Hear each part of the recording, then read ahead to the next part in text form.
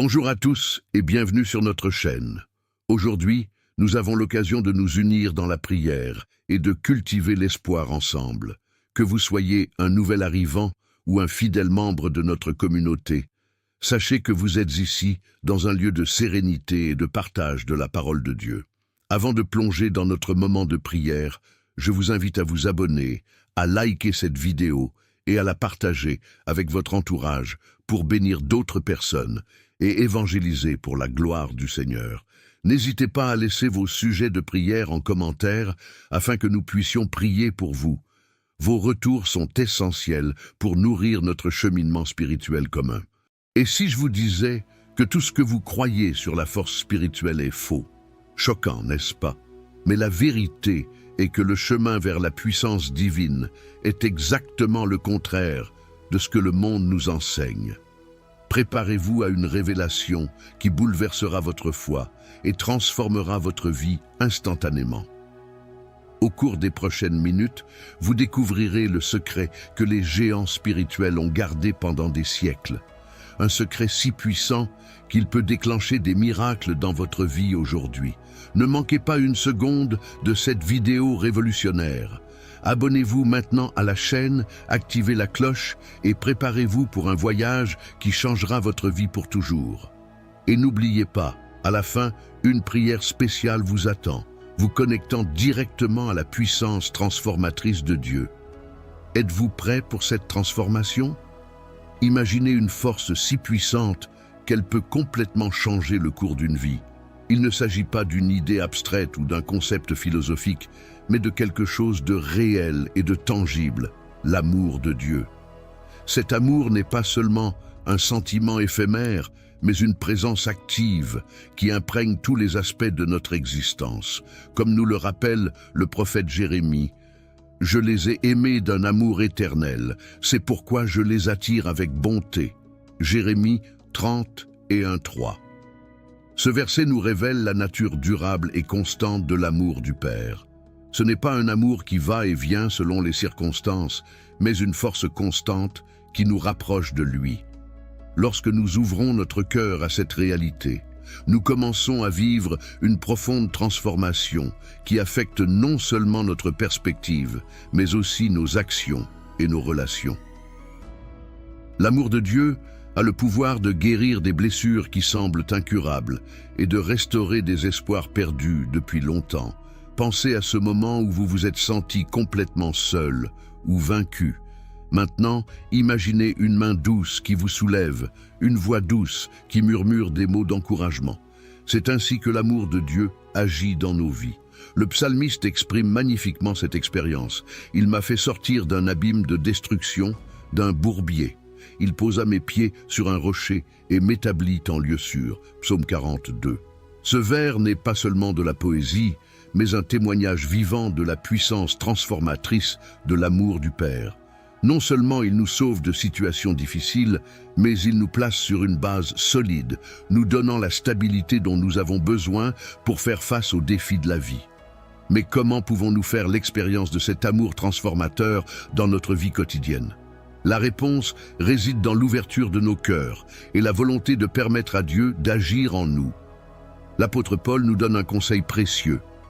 Ne vous conformez pas à ce monde, mais soyez transformés par le renouvellement de votre intelligence. Romains 12, 2. Cette transformation commence par un changement de mentalité. Nous devons être prêts à voir le monde et nous-mêmes à travers le prisme de l'amour de Dieu. Cela signifie abandonner les anciens schémas de pensée négatifs et embrasser la vérité de qui nous sommes en Christ. Concrètement, cela peut impliquer de consacrer du temps quotidien à la prière et à la lecture de la parole, en recherchant activement la présence de Dieu dans chaque situation. L'amour de Dieu n'est pas seulement un concept à contempler, mais une force à expérimenter et à partager. Jésus nous a donné l'exemple ultime de cet amour en action. C'est à ceci que nous connaissons l'amour, que le Christ a donné sa vie pour nous, et nous devons donner notre vie pour nos frères. 1 Jean 3,16. Ce verset nous met au défi non seulement de recevoir l'amour de Dieu, mais aussi de le vivre activement dans nos relations. Cela peut signifier pardonner à quelqu'un qui nous a profondément blessés, tendre la main à un voisin solitaire ou sacrifier notre temps et nos ressources pour aider quelqu'un dans le besoin.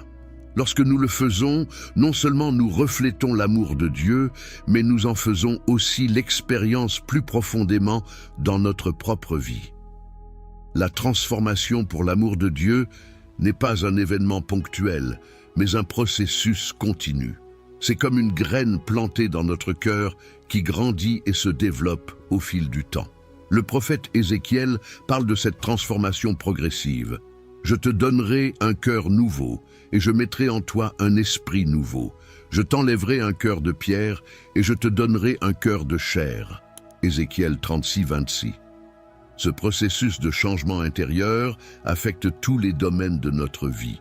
Nous pouvons remarquer des changements dans notre tempérament, nos priorités et notre capacité à aimer les autres.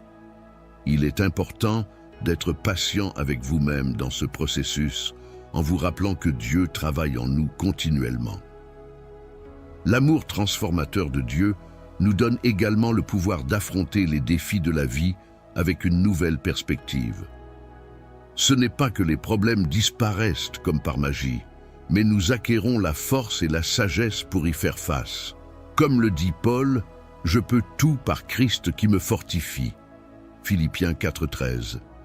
Il ne s'agit pas d'une déclaration d'autonomie, mais d'une confiance totale dans la puissance de l'amour de Dieu qui nous soutient. En pratique, cela signifie affronter les difficultés au travail, les conflits familiaux ou les problèmes de santé avec la certitude que nous ne sommes pas seuls. Nous pouvons chercher la direction de Dieu par la prière et la méditation de sa parole, confiant qu'il nous guidera à travers n'importe quelle tempête. En faisant l'expérience de l'amour transformateur de Dieu, nous devenons des agents de changement dans notre monde. Jésus nous appelle à être le sel de la terre et la lumière du monde. Matthieu 5, 13, 14. Cela signifie que nos vies transformées devraient avoir un impact positif sur ceux qui nous entourent. Nous pouvons le faire de différentes manières, en étant à l'écoute d'un ami en crise, en offrant son pardon à quelqu'un qui nous a fait du tort, ou simplement en faisant preuve de gentillesse dans un monde souvent hostile. Chaque acte d'amour, aussi petit soit-il, est une extension de l'amour transformateur de Dieu et a le potentiel de déclencher une réaction en chaîne de bonté et de compassion. Enfin, rappelez-vous que l'amour transformateur de Dieu est un voyage, pas une destination. C'est une invitation quotidienne à grandir, à changer et à devenir plus semblable au Christ. Comme Jean nous y encourage, « Bien-aimés, aimons-nous les uns les autres, car l'amour vient de Dieu. Celui qui aime est né de Dieu et connaît Dieu. » 1 Jean 4, 7.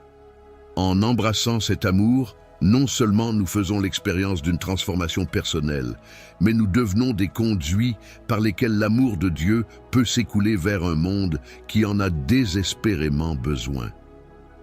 Puissions-nous, chaque jour, ouvrir nos cœurs pour recevoir et partager cet amour transformateur, lui permettant de façonner non seulement nos vies, mais aussi le monde qui nous entoure. Lorsque nous plongeons dans les profondeurs de l'enseignement de l'apôtre Paul, nous sommes confrontés à une vérité révolutionnaire. L'amour de Dieu est une force inébranlable qui transcende toutes les barrières. Paul, dans sa lettre aux Romains, déclare avec conviction « Car je suis persuadé que ni la mort, ni la vie, ni les anges, ni les principautés, ni les choses présentes, ni les choses à venir, ni les puissances, ni les hauteurs, ni les profondeurs, ni rien d'autre dans toute la création ne pourra nous séparer de l'amour de Dieu qui est dans le Christ Jésus notre Seigneur. » Romains 8, 38, 39. Cette déclaration audacieuse n'est pas seulement un réconfort théologique, mais un fondement solide pour notre foi quotidienne. Imaginez vivre avec l'assurance absolue que quoi qu'il arrive, l'amour de Dieu reste constant. Comment cela changerait-il notre perspective sur les défis auxquels nous sommes confrontés? Paul ne proclame pas seulement l'immuabilité de l'amour de Dieu, mais il nous enseigne également sa nature transformatrice. Dans sa première lettre aux Corinthiens, il dresse un tableau vivant de cet amour. L'amour est patient, l'amour est bon. Il n'envie pas, il ne se vante pas, il n'est pas orgueilleux, il n'abuse pas des siens, il ne cherche pas ses propres intérêts, il ne se fâche pas facilement, il n'a pas de rancune. Première épître aux Corinthiens, 13, 4-5. Il ne s'agit pas d'un amour abstrait ou distant, mais d'un amour actif qui doit façonner notre caractère et nos interactions. Réfléchissez. À quoi ressemblerait notre société si nous vivions pleinement ces caractéristiques de l'amour? Comment pouvons-nous intégrer cette patience, cette gentillesse et cet altruisme dans nos relations quotidiennes? La compréhension de Paul de l'amour de Dieu ne se limite pas au Nouveau Testament. Il se tourne souvent vers l'Ancien Testament pour illustrer la profondeur de cet amour. Par exemple, en Romains 9, 25, Paul cite le prophète Osée. « J'appellerai mon peuple, ceux qui ne sont pas mon peuple, et je l'appellerai ma bien-aimée qui n'est pas ma bien-aimée. » Ce passage révèle la nature rédemptrice de l'amour de Dieu, qui transforme les étrangers en famille et le rejet en acceptation. C'est un puissant rappel que l'amour de Dieu n'est pas mérité, mais donné gratuitement.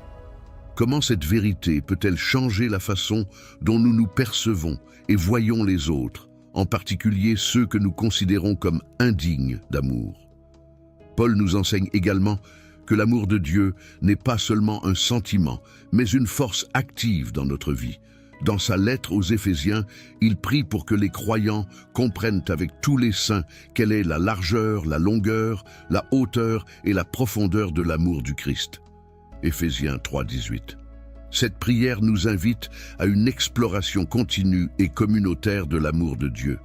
Ce n'est pas quelque chose que nous pouvons comprendre pleinement en un instant, mais un voyage de découverte tout au long de la vie. Comment pouvons-nous créer des espaces dans nos vies et nos communautés pour explorer et expérimenter les dimensions de cet amour? Quelles pratiques spirituelles peuvent nous aider à approfondir notre compréhension et notre expérience de l'amour de Dieu?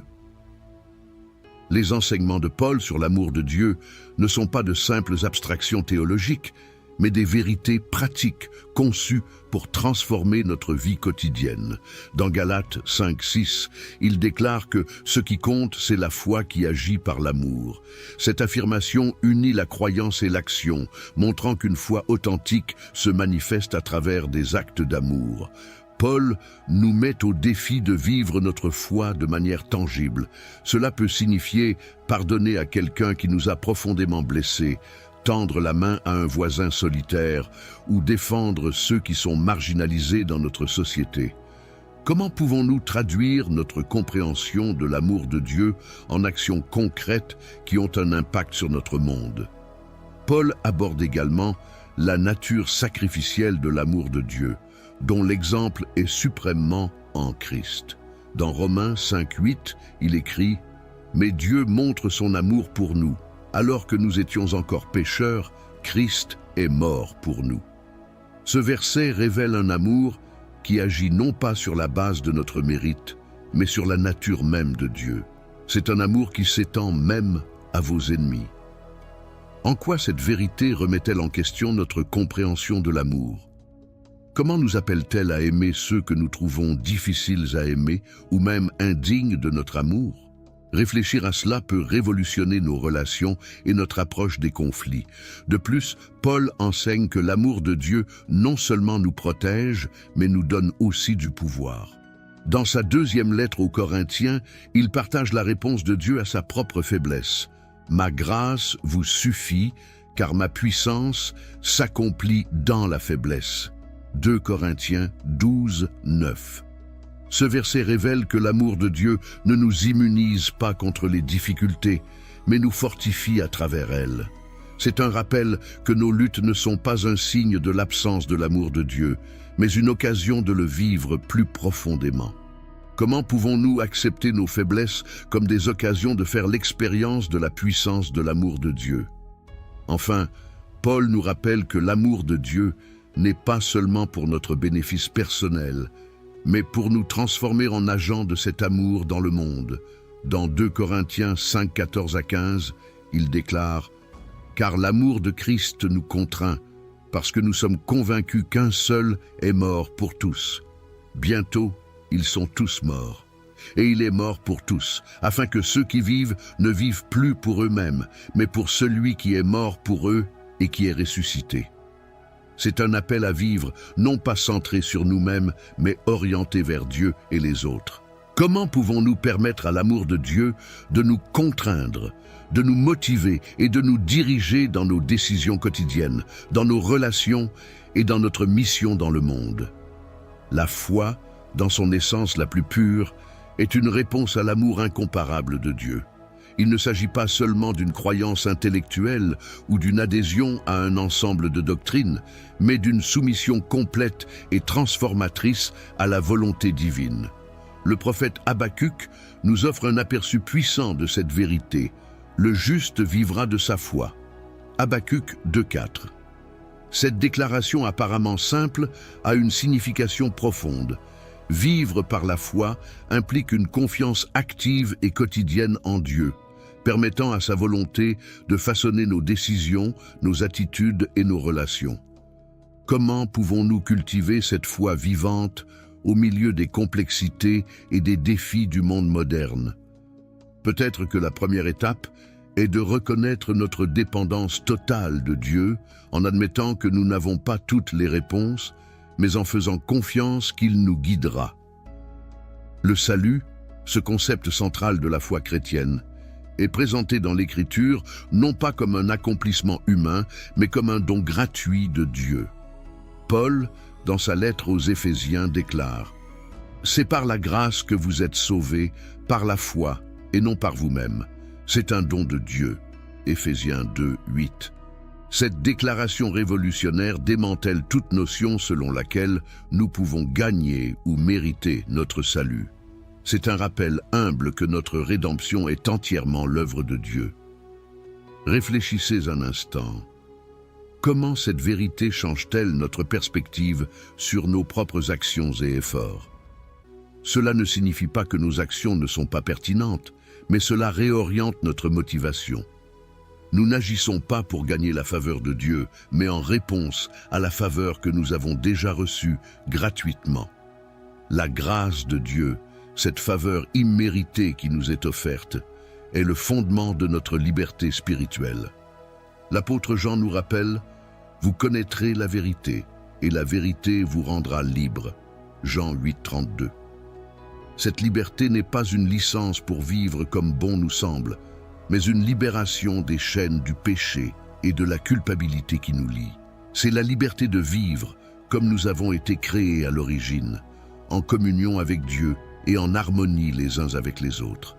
Comment pouvons-nous faire l'expérience de cette liberté dans notre vie quotidienne? Peut-être cela commence-t-il par la reconnaissance de nos défauts et l'acceptation du pardon divin, permettant à la grâce de Dieu de guérir nos blessures les plus profondes et de nous libérer de schémas de pensée et de comportements destructeurs. La foi qui conduit au salut n'est pas une foi statique, mais une foi dynamique et transformatrice. Jacques, dans son épître, nous interpelle. De même, la foi, si elle n'a pas d'œuvre, est morte en elle-même. Jacques 2, 17. Ce verset ne contredit pas le salut par la grâce, mais il nous rappelle que la foi authentique se manifeste inévitablement dans les actes. C'est comme un arbre fruitier. S'il est vivant et en bonne santé, il produira naturellement des fruits. Quels fruits notre foi doit-elle produire dans notre vie? Peut-être s'agit-il d'actes de bonté envers ceux qui sont dans le besoin, de paroles d'encouragement envers ceux qui sont découragés, ou d'un engagement ferme envers la justice et l'intégrité dans toutes nos actions. Comment pouvons-nous cultiver une foi qui n'est pas seulement une croyance intellectuelle, mais une force transformatrice dans nos vies et nos communautés? La confiance dans le Christ, qui est au cœur de notre foi et de notre salut, nous offre une paix qui dépasse l'entendement humain. Paul, écrivant aux Philippiens, déclare « Et la paix de Dieu qui surpasse toute intelligence gardera vos cœurs et vos esprits par Jésus-Christ. » Philippiens 4, 7. Cette paix n'est pas seulement l'absence de conflit, mais une profonde tranquillité intérieure qui persiste même au milieu des tempêtes de la vie. C'est une paix qui nous ancre lorsque tout semble s'effondrer autour de nous. Comment pouvons-nous cultiver cette paix dans un monde rempli d'anxiété et d'incertitude? Peut-être commencera-t-elle par des moments quotidiens de calme et de réflexion, permettant à la présence de Dieu d'apaiser nos inquiétudes et de recentrer nos priorités. Le salut que nous recevons par la grâce de Dieu n'est pas seulement un événement ponctuel, mais le début d'un voyage de transformation continue. Pierre nous encourage: croissez dans la grâce et dans la connaissance de notre Seigneur et Sauveur Jésus-Christ. 2 Pierre 3,18. Cette croissance implique un processus continu d'apprentissage, de changement et de maturation spirituelle. Nous ne sommes pas appelés à rester statiques dans notre foi, mais à approfondir constamment notre compréhension et notre expérience de l'amour de Dieu. Comment pouvons-nous favoriser cette croissance dans notre vie spirituelle? Peut-être par l'étude régulière des Écritures, la prière réfléchie, la communion avec d'autres croyants et l'application pratique des enseignements du Christ dans notre vie quotidienne. La foi et le salut dont nous faisons l'expérience ne sont pas seulement destinés à notre bénéfice personnel, mais ils nous permettent d'être des agents de transformation dans le monde. Jésus, dans son sermon sur la montagne, déclare: « Vous êtes le sel de la terre. Tu es la lumière du monde. » Matthieu 5, 13, 14. Ces métaphores puissantes nous rappellent notre responsabilité d'influencer positivement le monde qui nous entoure. Le sel préserve et donne de la saveur, la lumière éclaire et guide. Comment pouvons-nous être sel et lumière dans nos milieux de travail, dans nos familles, dans nos communautés? Peut-être est-ce par des actes de compassion, des paroles de vérité prononcées avec amour, ou simplement en vivant avec intégrité dans un monde qui en est souvent dépourvu. Enfin, la foi et le salut nous offrent une espérance qui va au-delà de cette vie terrestre.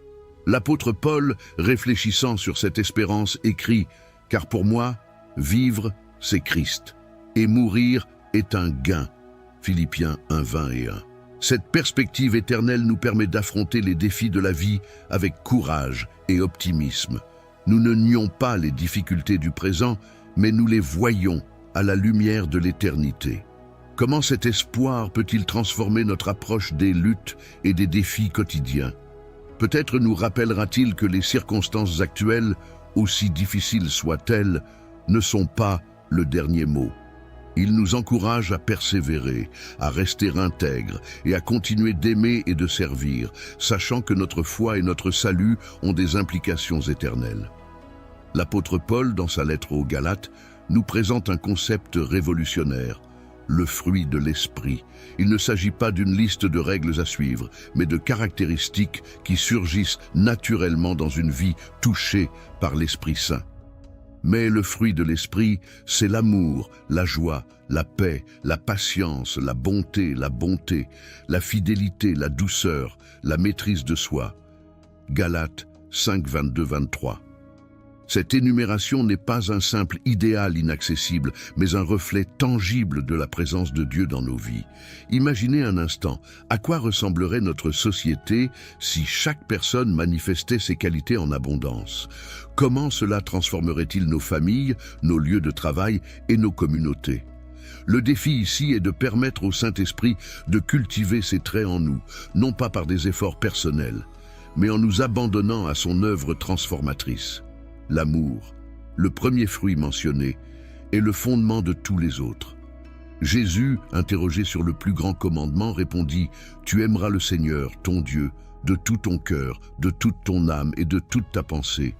Tu aimeras ton prochain comme toi-même. » Matthieu 22, 37, 39. Cet amour n'est pas un sentiment passager, mais une décision consciente de valoriser l'autre au-dessus de soi-même. C'est un amour qui se manifeste par des actions concrètes, comme nous le voyons dans la parabole du bon samaritain, Luc 10, 25 à 37.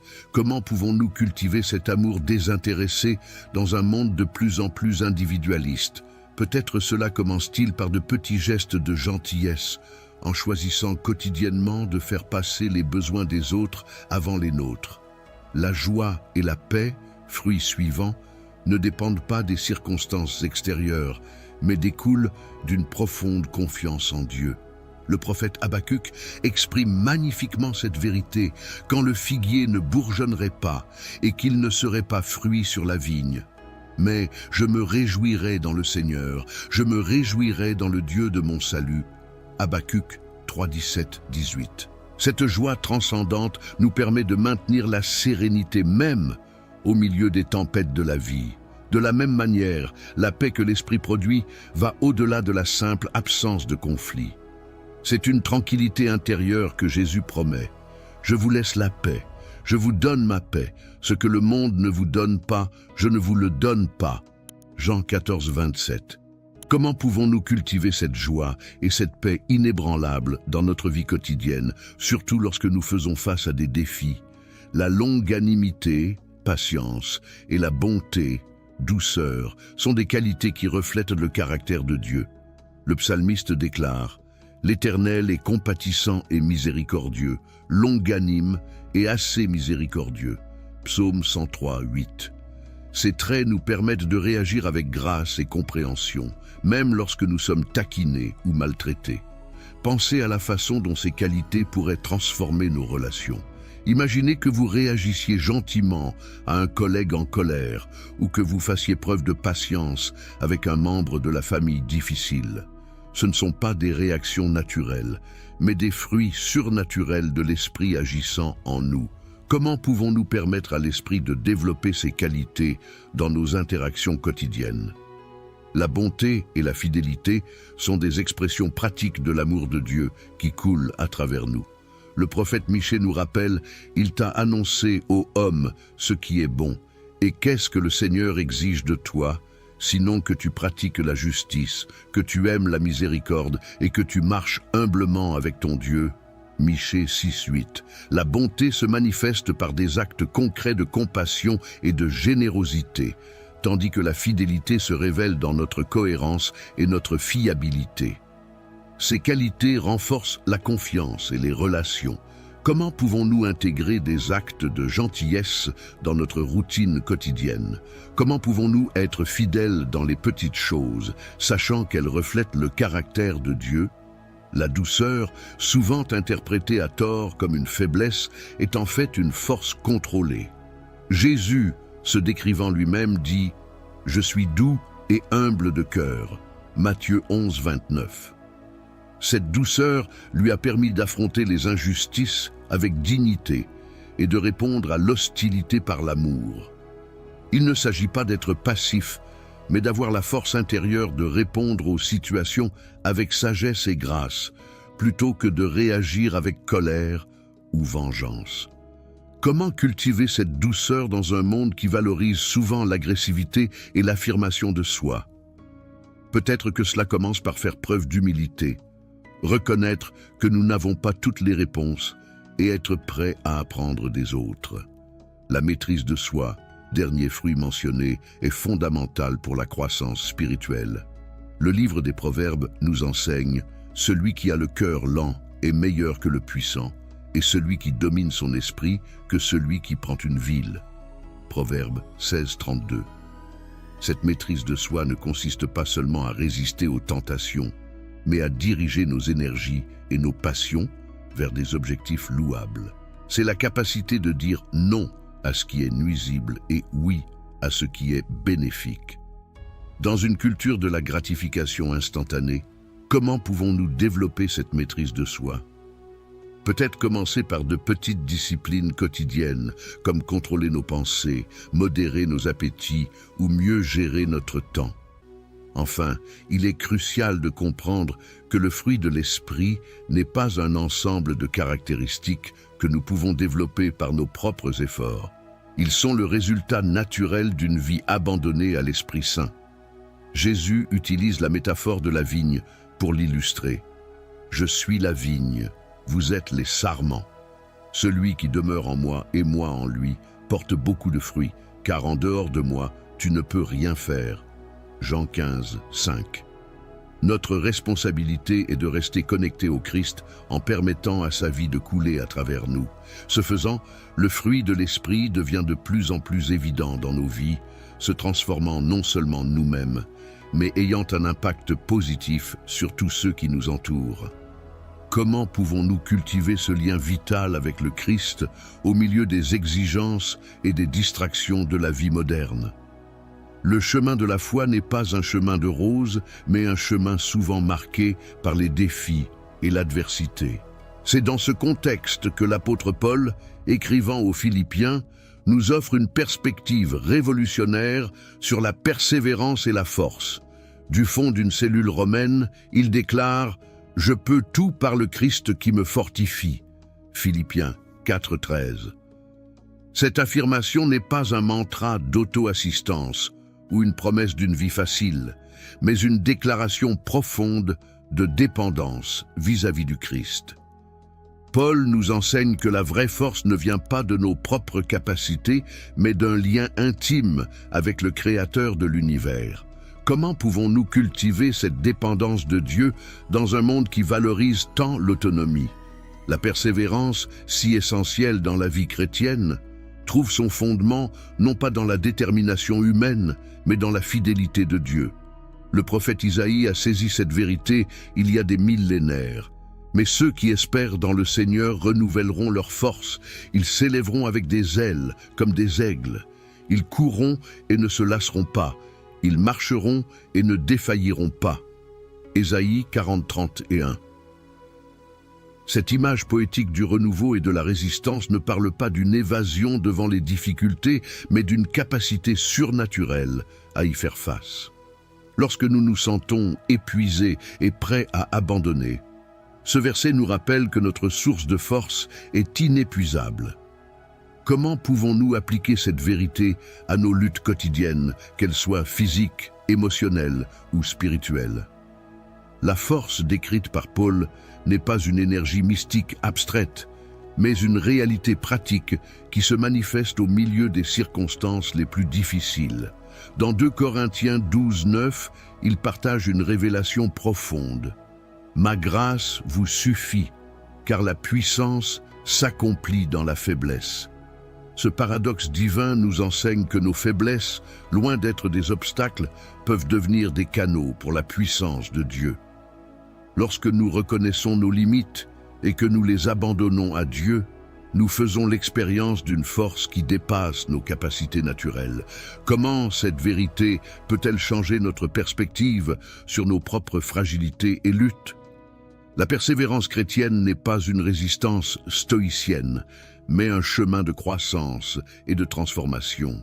Jacques, dans son épître, nous offre un aperçu intrigant de ce processus. Sachant que l'épreuve de votre foi produit la patience, mais que la patience fasse son œuvre parfaite, afin que vous soyez parfaits et complets, ne manquant de rien. Jacques 1er, 3-4. Ce texte nous invite à voir nos épreuves, non pas comme des punitions, mais comme des occasions de raffinement spirituel. Chaque difficulté surmontée nous rend plus résilients et plus semblables au Christ. Comment pouvons-nous adopter cette perspective lorsque nous faisons face à des difficultés en les considérant comme faisant partie de notre croissance spirituelle? La force dans le Christ ne nous isole pas de la souffrance, mais elle nous permet de l'affronter avec une perspective éternelle. L'apôtre Pierre, écrivant à une église persécutée, offre cet encouragement. « Et après que tu auras souffert un peu de temps, le Dieu de toute grâce, qui t'a appelé à sa gloire éternelle en Jésus-Christ, te perfectionnera, t'affermira, te fortifiera et te fortifiera. » 1 Pierre 5:10. Ce verset nous rappelle que nos luttes sont temporaires, mais que leurs bienfaits sont éternels. La persévérance n'est pas seulement une question d'endurance, mais aussi de croissance dans l'adversité. Comment cette perspective éternelle peut-elle nous aider à affronter les défis du présent avec courage et espérance? La persévérance chrétienne n'est pas un chemin solitaire, mais une expérience communautaire. Paul, dans sa lettre aux Romains, nous exhorte « Réjouissez-vous avec ceux qui se réjouissent et pleurez avec ceux qui pleurent. » Romains 12:15. Cette instruction nous rappelle l'importance du soutien mutuel dans le chemin de la foi. Lorsque nous luttons, nous avons besoin de la force et de l'encouragement de nos frères en Christ. De la même manière, nous sommes appelés à être une source de force pour ceux qui traversent des difficultés. Comment pouvons-nous créer et entretenir des communautés de foi qui se soutiennent vraiment les uns les autres dans les moments difficiles? La force que nous trouvons en Christ n'est pas seulement pour notre bénéfice personnel, mais aussi pour nous permettre de servir les autres. Jésus, dans son ministère terrestre, a illustré cette vérité, car le Fils de l'homme n'est pas venu pour être servi, mais pour servir et pour donner sa vie en rançon pour la multitude. Marc 18:45. Ce passage nous met au défi de voir notre force, non pas comme une fin en soi, mais comme un moyen d'avoir un impact positif sur le monde qui nous entoure. Lorsque nous persévérons dans les difficultés, nous devenons des témoins vivants de la puissance de Dieu, inspirant les autres à lui faire confiance. Comment pouvons-nous utiliser nos expériences de victoire pour encourager et fortifier les personnes qui luttent? En fin de compte, la persévérance et la force en Christ nous préparent à la victoire ultime promise dans les Écritures. L'apôtre Jean, dans sa vision apocalyptique, nous donne un aperçu de ce triomphe. « À celui qui vaincra, je donnerai à s'asseoir avec moi sur mon trône, comme moi aussi j'ai vaincu, et je me suis assis avec mon Père sur son trône. » Apocalypse 3, 21. Cette promesse nous rappelle que notre lutte n'est pas vaine. Chaque acte de persévérance, chaque moment que nous choisissons pour faire confiance à Dieu, malgré les circonstances, nous rapproche de cette réalité glorieuse. Comment cette espérance future peut-elle nous motiver à persévérer aujourd'hui, sachant que nos luttes ont un but éternel? L'humilité, souvent mal comprise dans notre société axée sur le succès, est en fait la clé d'une vie vraiment significative et percutante. L'apôtre Paul, dans sa lettre aux Philippiens, nous présente l'exemple suprême de l'humilité. Que soit en vous cette pensée qui était aussi en Jésus-Christ, qui, ayant la forme de Dieu, n'a pas considéré comme un vol le fait d'être égal à Dieu, mais s'est anéanti lui-même en prenant la forme d'un serviteur. Philippiens 2, 5 à 7. Ce portrait du Christ nous interpelle profondément. Le Créateur de l'univers se vide-t-il volontairement pour servir sa création? Comment cette vérité révolutionnaire peut-elle transformer notre compréhension de la grandeur et du succès? L'humilité chrétienne n'est pas un déni de nos capacités ou une fausse modestie, mais une reconnaissance honnête de ce que nous sommes devant Dieu et les autres. Le roi David, homme d'une grande puissance et d'une grande conquête, exprime magnifiquement cette attitude. « Seigneur, mon cœur n'a pas été élevé, ni mes yeux n'ont été levés. Je ne m'exerce pas dans les grandes choses, ni dans les choses trop élevées pour moi. » Psaume 131, 1. Cette posture d'humilité a permis à David de diriger avec sagesse et compassion. Comment pouvons-nous cultiver cette humilité authentique dans notre vie quotidienne, que ce soit au travail, à la maison ou dans nos communautés? Cela peut commencer par la reconnaissance que tous nos talents et toutes nos opportunités sont des dons de Dieu et non une raison de se vanter. Le service désintéressé, fruit naturel de la véritable humilité, est une marque des disciples du Christ. Jésus, le Maître par excellence, surprenait ses disciples en leur lavant les pieds, tâche normalement réservée aux serviteurs les plus humbles. Il a ensuite déclaré « Je t'ai donné l'exemple, afin que tu fasses ce que je t'ai fait. » Jean 13, 15. Cet acte n'était pas seulement une leçon d'humilité, mais une puissante démonstration d'amour en action. Comment pouvons-nous intégrer cet esprit de service dans notre routine quotidienne? Peut-être est-ce par de simples actes de gentillesse, comme aider un collègue surmené ou offrir son soutien à un voisin dans le besoin. Chaque acte de service, aussi petit soit-il, est une expression tangible de l'amour de Dieu. L'humilité et le service ne sont pas des signes de faiblesse, mais des manifestations de la véritable force intérieure. Le prophète Michée a saisi cette vérité il y a des siècles. Il t'a annoncé, ô homme, ce qui est bon. Et qu'est-ce que le Seigneur exige de toi? sinon que tu pratiques la justice, que tu aimes la miséricorde et que tu marches humblement avec ton Dieu. Michée 6:8. Ce passage nous rappelle que la vraie grandeur aux yeux de Dieu ne réside pas dans les réalisations extérieures, mais dans un cœur qui s'aligne sur ses valeurs. Comment cette perspective peut-elle changer notre quête de succès et de sens? Peut-être nous appelle-t-il à réévaluer nos priorités en plaçant le bien-être des autres et l'obéissance à Dieu au-dessus du gain personnel. Une vie d'humilité et de service a le pouvoir de transformer non seulement des individus, mais des communautés entières. L'apôtre Pierre exhorte « Revêtez-vous tous d'humilité les uns envers les autres, car Dieu résiste aux orgueilleux, mais il fait grâce aux humbles. » 1 Pierre 5:5. Cette instruction nous rappelle que l'humilité n'est pas seulement une vertu personnelle, mais aussi le fondement de relations saines et de communautés fortes. Lorsque nous pratiquons l'humilité, nous créons un environnement où les autres se sentent valorisés et respectés. Comment pouvons-nous cultiver cette culture de l'humilité dans nos familles, nos églises et nos lieux de travail? Peut-être que cela commence par une volonté d'écouter sincèrement les autres, d'apprécier leurs contributions et d'être ouvert à apprendre de chacun. Le service motivé par l'humilité a un impact qui va au-delà des actions immédiates.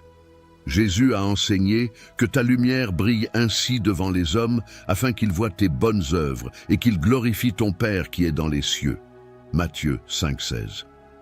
Lorsque nous servons les autres avec un cœur humble, non seulement nous répondons à leurs besoins immédiats, mais nous visons aussi quelque chose de plus grand que nous-mêmes. Nos actes de service deviennent des témoignages vivants de l'amour de Dieu. Comment pouvons-nous nous assurer que notre service est vraiment désintéressé en recherchant la gloire de Dieu plutôt que la reconnaissance personnelle? Peut-être est-ce par la pratique régulière de la gratitude, en reconnaissant que tout bon don vient de Dieu et en cherchant des occasions de servir anonymement. L'humilité et le service, lorsqu'ils sont pratiqués régulièrement, ont le pouvoir de révolutionner notre vision de la vie. Le roi Salomon, dans toute sa sagesse, a observé « L'orgueil de l'homme l'abattra, mais l'honneur soutiendra l'humble en esprit. » Proverbe 29-23.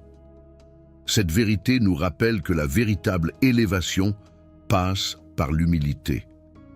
Paradoxalement, plus nous nous humilions pour servir les autres, plus nous éprouvons un sentiment d'utilité et d'accomplissement.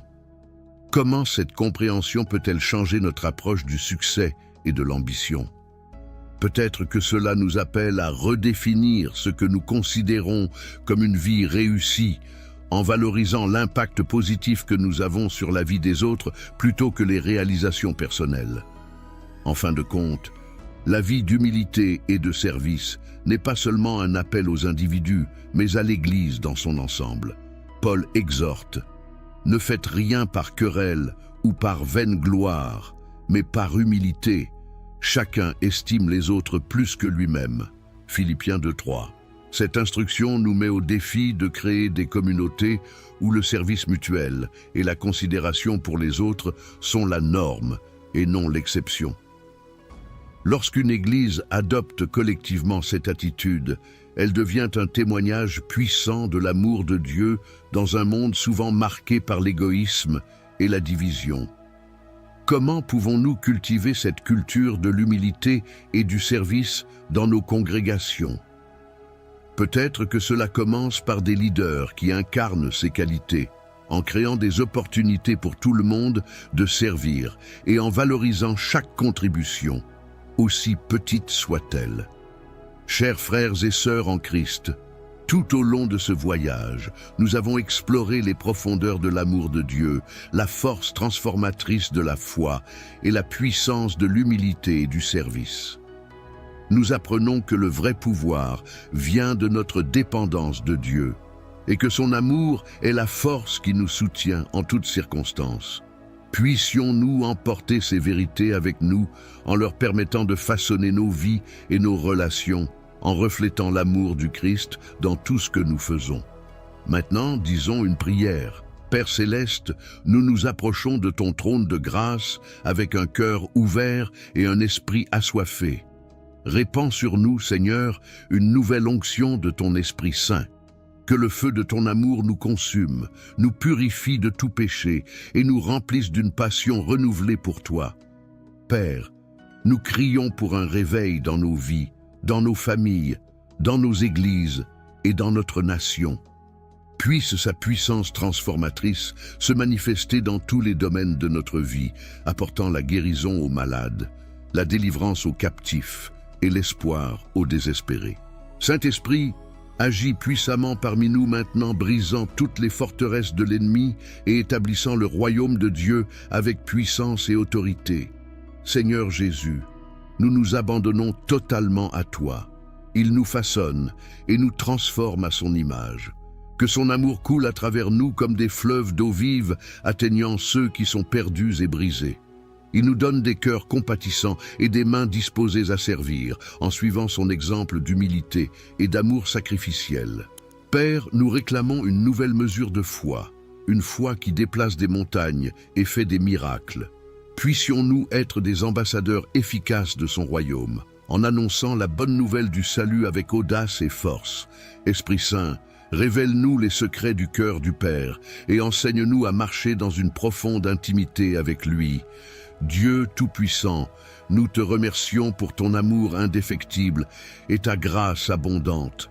Nous reconnaissons que sans toi, nous ne pouvons rien faire, mais en toi, tout est possible. Déverse sur nous, Seigneur, une nouvelle onction de ton Saint-Esprit qui nous permet de vivre une vie qui glorifie ton nom. Que sa puissance se manifeste dans notre faiblesse et que sa lumière brille à travers nous dans les ténèbres de ce monde. Père, nous nous remettons comme des vases disponibles entre tes mains. Il nous utilise puissamment pour étendre son royaume et amener beaucoup de gens au salut en Jésus-Christ. Bien-aimé Esprit Saint, nous t'invitons à prendre le plein contrôle de nos vies. Guide-nous en toute vérité et justice. Que le fruit de l'Esprit aboie en nous, transformant notre caractère et ayant un impact sur tous ceux qui nous entourent. Père, nous crions pour une nouvelle Pentecôte à notre époque. Que des langues de feu descendent sur nous, nous remplissant de la puissance d'en haut pour être ses témoins jusqu'aux extrémités de la terre.